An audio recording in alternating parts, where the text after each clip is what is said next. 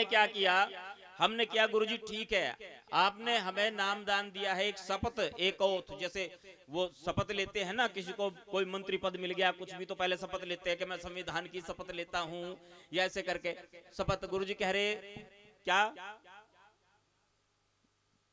कि मांस शराब अंडा नहीं खाएंगे, शपथ लो, अब ले लीजिए, नशा नहीं करेंगे।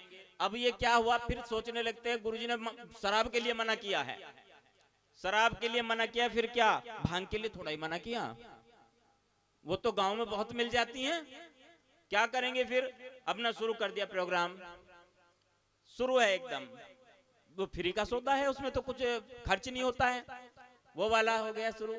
इसके बाद और सोचा चलो भांग भांग भी, फिर कहने लगे गड़बड़ हो गया, कुछ और क्या, तंबाकू चल रहे हैं, फिर बीड़ी चल रही है, खाली भी चल रही, भरी हुई भी चल रही है बराबर, क्या है ये, यानी अभी हमने फिर उसको वहां पे हमने छोड़ा नहीं है, हमने वो छोड़ा नहीं है, हमने सिर्फ बोलने तक हम लोग सीमित रह गए। अगर ऐसा है तो यानी न्योछावर करना पड़ेगा, वो चीज छोड़नी पड़ेगी, यदि नहीं छोड़ पाए तो फिर समझ ले कि पहला जो शुरुआती अक्षर है वह भी नहीं सीख पाए हम, यदि इतना भी नहीं कर सके तो। इसलिए ये तो सबसे पहली बात है, सीखना होगा। अच्छा जी, अब क्या सत्संग में क्या क्या कुछ कह रहे हैं गुरुजी, एक बार अपनी उपस्थिति का आभास करा देंगे। बच्चों से मेरा आग्रह है, थोड़ा सा बेटा, थोड़ी देर, जितनी देर बैठे हैं बैठो आप, मुझे पता है आप लोग पूरी रात बैठोगे। जो बोले सो निरपय सतगुरु स्वामी समनदास जी महाराज की। देखो कितना जोश है बच्चों में, कहते हैं बच्चों के ना पांव चंचल होते हैं, बच्चों के पांव चंचल होते हैं, कभी यहाँ कभी वहां, थोड़ी देर में इधर, ये कैसे कलाबादियां खा रहे थे ना जब हम आए, बच्चों के पांव चंचल होते हैं, बचपन में पांव चंचल होते हैं, और जवानी में रोम रोम चंचल होता है, कलर टीवी कलर बीवी। माता की शिकायत आने लगती है, महाराज जी गुरु जी बस अब तो काबू में कर लिया मेरे लड़के को, बहुत सीधा था, इतना सीधा था बिल्कुल ही बस बिजली के खंबे के जैसा था, इतना सीधा झुकता ही नहीं था किसी के आगे भी, किसको राम राम नमस्ते सतनाम सत्साहिब कुछ नहीं, इतना सीधा मेरा बच्चा। पर इसने ये तो ऐसी आ गई घर में, इसने काबू में कर लिया। मुझे पता है इसकी माँ सानों पे जावे, और वहां के फार्मूले बड़े जबरदस्त, कैसे अगर कुछ भी हो जाए तो तुरंत फार्मूला दे देते हैं, क्या खिलाया हुआ और करवाया हुआ, ये दो ऐसे, इसका कोई मापक यंत्र होता ही नहीं है। भैया बोली लो पहले। अच्छा ये भी देखो बिल्कुल सीधे खंबे की तरह बिजली के, मेरे से भी लंबे है बहुत ज्यादा, भगत जी चंद्रपाल जी ये नए गांव वाले। फिर ये दोनों जो है इनका कोई मापक यंत्र नहीं है, खिलाया हुआ, क्या खिलाया किसी को पता है क्या, नहीं पता, और कराया हुआ क्या, भैया बुखार आ जाएगा, अभी मुझे टाइफाइड हो गया था 4 दिन पहले, टेम्परेचर आ गया, अच्छा जी इतना है, अच्छा बीपी मापक यंत्र है उसका पता चल जाएगा, खिलाए हुए का नहीं आएगा बिल्कुल भी, ना कराए हुए का आएगा। और चले जाओ किसी के पास में, कुछ ना कुछ तो चूर्ण दे के भेजेगा, कौन डॉक्टर अपने यहाँ से भेजने लग रहा है। और बताओ जी कुछ बताओ, कराया हुआ भैया किसका, वही जो तेरा खास है और घर के बिल्कुल पास है, और खास कौन हो गया और घर के पास कौन हो गया, वो तो भाई हो गए ना, वो तो भाई है जो खास है और घर के पास है, फिर तो भाई का नंबर आ गया। वो कहे भाई तो ठीक है, पर ये जो भाभी है ना खतरनाक है बहुत ज्यादा, यही जाती है और पर इधर उधर खूब घूमती हैं यही, ये क्या है, यही है ना। वो माता भी यही कहती हैं कि कुछ करा दिया मेरे लड़के पे, तो बहुत सीधा था, ये जवानी में है ना मामला, कुछ दिखता ही नहीं, ना माँ नजर आ रही है, ना बाप नजर आ रहा है, ना भाई नजर आ रहे हैं, ना बहन नजर आ रहे हैं, फिर क्या होता है, बस काम करने के लिए कुछ तैयार नहीं है, और अगर माँ बाप कहीं भेजे वहां जाने के लिए तैयार नहीं, ससुराल से 1 हफ्ता ठहर जाए कोई दिक्कत ना है वहां, तो साली की शादी हो महीना भर गायब, 15 दिन पहले लगाएगा सेवा पानी में, 15 दिन बाद में लगाएगा, क्यों, क्योंकि है जी ये तो मामला, क्या करें फिर। ऐसा ही है मामला। तो वो क्या है, यानी जवानी है उसमें वहां पर कुछ और नजर नहीं आ रहा है, और बुढ़ापे में जबान चंचल होती है। बचपन में पांव चंचल होते हैं, जवानी में रोम रोम चंचल होता है, और बुढ़ापे में जबान चंचल होती है। जब तेरे काम रहे ना बस का, हैं जी, फिर क्या होगा? उठेगी झाल भतेरी, बस फिर तो तेरा अच्छा यहीं खड़ा अभी। घास कौन गिरेगा, भैंस को नहवाएगा कौन? चल रहा प्रोग्राम, क्यों? अपने आप तो बस का नहीं है ना, चल रहा है मामला। बुजुर्गों से भी मेरा एक आग्रह है, इसको नियंत्रण में रखें। माहौल इतना बदल गया, आज के टाइम में बहुत ज्यादा माहौल बदल गया। अब तो कौन पूछ रहा बुजुर्गों को, बहुत कम पूछते हैं जी। पहले क्या था, अगर घर में बच्चा हो गया ना, बच्चा पैदा हुआ तो पूछते थे बूढ़ियों की बहुत कदर थी। अच्छा जी, ये मानने के नहीं भाई, ठीक है ठीक है, महाराज कृपा करे। बुजुर्गों की बहुत कदर थी, जो चाची ताई दादी नानी बुआ, उनकी बहुत कदर थी। उनसे पूछते थे अम्मा घुंटी कैसे बनेगी, और उनका जो है एकदम से बढ़ जाता था हिसाब किताब, स्टेटस बढ़ जाता था, हाँ मुझे पूछा जा रहा है, मेरे से बात की जा रही है। और आज ना पूछता कोई, क्यों नहीं पूछते? मोबाइल सबके हाथ में है, यूट्यूब पे गए, वहां घुंटी का रेसिपी पता किया, 50 तरह की रेसिपी आ गई वहां घुंटी की, 50 तरह की। अब ताई भी चुपचाप बैठी बेचारी देख रही हैं, ऐसे ही कोई आएगा पूछने, बच्चा तो हो गया। बुआ भी देख रही है, फोन वोन भी नहीं आया कुछ, सब देख पूछना रहे, क्यों नहीं पूछ रहे? अच्छा ये मेहमान भी आते हैं ना, जो 2 तरह के हुए हैं, ये 2 तरह के होते हैं, एक तो होता है उल्लू, एक होता है चुल्लू।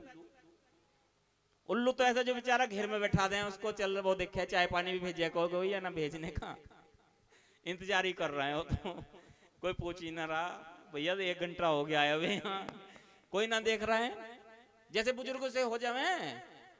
और उल्लू मतलब भैया वो हो गया, और चुल्लू जो चूल्हे के पास जाके खा लिया खाना, मतलब रसोई में चले गया। जैसे दामाद की भी कदर तभी तक है जब तक वो नया नया सा है, जैसे पुराना होने लगे बा डॉक्टर साहब की तरह, फिर तो बेड़े में जाना छूट जा, ऐसे हिसाब बन जाता है। गुरु प्रेमियों, कहने का मतलब ये है, बचपन में पांव चंचल होते हैं, जवानी में रोम रोम चंचल होता है, और बुढ़ापे में जबान चंचल होती है। इस जबान को भी नियंत्रण में रखना है। आज के टाइम में बहुत प्रतिकूल स्थिति चल रही है, बच्चे माँ बाप की इज्जत नहीं करते, बच्चे बुजुर्गों का सम्मान नहीं करते। एक शिकायत सुनने में आती है, वो क्या? बच्चा जब तक घर से बाहर है तो खुश है, और जब बच्चा घर के अंदर आया तो घर के अंदर आने के बाद बच्चा वो गुस्से में लाल है, उसे क्रोध आ रहा है। वो बच्चा किसी की बात सुनने को तैयार नहीं है, घर वालों की, परिवार वालों की बात मानने को तैयार नहीं है। ये किस चीज का प्रभाव है?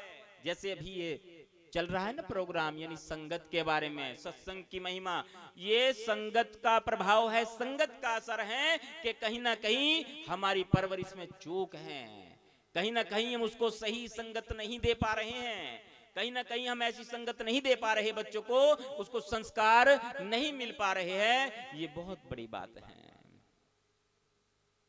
संगत से ही गुण आते हैं, संगत से ही गुण जाते हैं। इसलिए ये प्रयास करे, ये जो सत्संग का बगीचा है ना गुरु महाराज का, इस बगीचे को महकाओ, इसकी खुशबू चारों ओर फैलनी चाहिए। और वो कैसे फैलेगी? जब इन संतों का संग होगा। मृग मीन भृंग पतंग कुंचर एक दोख विनाश, पंच दोख असाध जामहिता की के तक आस। वो एक एक दोष की वजह से फंस गए। मनुष्य में तो 5 दोष है, मृग यानी हिरण, मीन मछली, भृंग भवरा, पतंग पतंगा, और कुंचर यानी हाथी, एक एक दोष उनके अंदर था, तो वो फंस गए। मनुष्य में ये 5 है, इसका क्या हाल होगा? इसका बचना तो बहुत मुश्किल है। ये बच सकता है सिर्फ एक चीज से, एक तरीके से, और वो कौन सा तरीका है? साधु की जो ले ही ओट, तेरे मिटे पाप सब कोट कोट। जो साधु की शरण लेगा, संतों की शरण आएगा, तो इसके करोड़ों जो कष्ट है, करोड़ों जो समस्याएं है इसकी, वो सब नष्ट हो जाएगी। परंतु साधु कौन, साधु कैसे? साधु के बारे में सद्गुरु रविदास जी महाराज फरमाते हैं, तरोवर सरोवर संत जन चौथे बरसे में, परमारथ के कारणे साधु धरते दे। साधु वो जो अहम और वहम दोनों से दूर हो, जो अहम और वहम दोनों से दूर हो। वहम कैसा? कोप परो जस दादरा कछु देश विदेश न पो। जैसे एक समुद्र का मेंढक कुएं में आ गया और वहां पर उसकी मुलाकात कुएं के मेंढक से हो गई। कुएं के मेंढक ने पूछा, भाई देखने में मेरे जैसा ही है तू, कहां से आया? उसने कहा, मैं समुद्र से आया हूं। अच्छा, समुद्र से? तो समुद्र वैसे कितना बड़ा होता है? उसने कहा, बहुत बड़ा होता है समुद्र तो। फिर भी ये तो बताओ कितना बड़ा होता है? समुद्र के मेंढक ने कहा, बहुत ही बड़ा है, बहुत बड़ा। अच्छा, कितना बड़ा? उसने एक चक्कर सा काटा कुएं में। कुएं वाले मेंढक ने, इतना बड़ा होता होगा समुद्र? समुद्र के मेंढक ने कहा, ना भाई, इससे तो बहुत बड़ा। अच्छा, फिर दोबारा बताइए। जितना चक्कर पहले काटा था उससे ज्यादा बड़ा चक्कर काट दिया अब की बार, इतना होता होगा? फिर समुद्र के मेंढक ने कहा, ना ना, इससे भी बहुत बड़ा हो, तो बहुत ही बड़ा है। कहने लगा, चल अब की बार बताइए। और बड़ा चक्कर काटा। कहने लगा, चल इतना होगा, तेरी बात मान लूंगा, इतना ही होगा। उसने कहा, ना ना, बहुत ही बड़ा समुद्र तो। अच्छा, कुएं के मेंढक ने कहा, फिर देख अब की बार नहीं मना कर सकेगा तू। कुएं की जो मण होती है ना, दीवार होती है, उसके साथ साथ चक्कर बना दिया। कहने लगा, इससे बड़ा बिल्कुल हो ही नहीं सकता समुद्र, हो नहीं सकता इससे बड़ा समुद्र बिल्कुल भी। तब समुद्र के मेंढक ने कहा, मेरे भाई, तू यहाँ कुएं में पड़ा है, तुझे अभी बाहर की दुनिया का नहीं पता। कुएं से बाहर निकल कर देख, तब पता चलेगा कि उस परमात्मा की, उस सतगुरु की रचना कैसी है। अतः समुद्र वो, उसका अस्तित्व क्या है, अभी तो तुमने बाहर निकलकर मेरे भाई देखा ही नहीं है। जो बोले सो निरपय, यानी बहम। यदि बहम हो गया ना कि हाँ जो मैं हूं वो तो दूसरा है ही नहीं, हो ही नहीं सकता बिल्कुल भी, मामला गड़बड़ है। जो मेरे पास है वो किसी और के पास हो ही नहीं सकता बिल्कुल भी, तो मामला बहुत गड़बड़ है। यानी ये वहम नहीं होना चाहिए और अहम नहीं होना चाहिए कि हाँ मैं ही हूं, मैं ही हूं। ये दोनों समस्या पैदा करते हैं। साधु के लिए सद्गुरु रविदास जी महाराज फरमाते हैं कि इन दोनों से वो रहित हो और सारे संसार को अपना परिवार समझने वाला हो, जिसका आहार शुद्ध हो, व्यवहार शुद्ध हो, आचरण शुद्ध हो, जिसकी वाणी और आचरण से प्रेम झलकता हो, ऐसा साधु। हे संसार के लोग, ऐसे साधु की शरण में जाओ। साधु की जो लेहे ओट, तेरे मिटे पाप सब कोट कोट, तो सभी समस्याओं का समाधान हो जाएगा। ऐसे साधु का संग करे। गुरु प्यारी साध संगत जी, स्वास्थ्य का थोड़ा सा समस्या चल रही है, स्वास्थ्य इजाजत नहीं देता। बहुत बहुत धन्यवाद है आयोजकों का, गुरु घर के सेवादार श्रीमान नेपाल जी का, हमारे संचालक महोदय बहुत बुजुर्ग है, इनका भी धन्यवाद करता हूँ। और सभी साधुओं को फिर से मैं नमन करता हूँ, अभिवादन करता हूँ, सारी संगत को अभिवादन करता हूँ। और एक आग्रह है आप सभी से, आज ये जो पावन दरबार सजा है, प्रयास करें कि एक अवगुण यहाँ पर छोड़कर चले जाएं, एक गुण ग्रहण करके चले जाए, ये कार्यक्रम सार्थक हो जाएगा। इन्हीं शब्दों के साथ रजा चाहता हूँ। जय श्री गुरु रविदास जी महाराज, जय स्वामी शमनदास जी महाराज, सतनाम सतनाम सतनाम।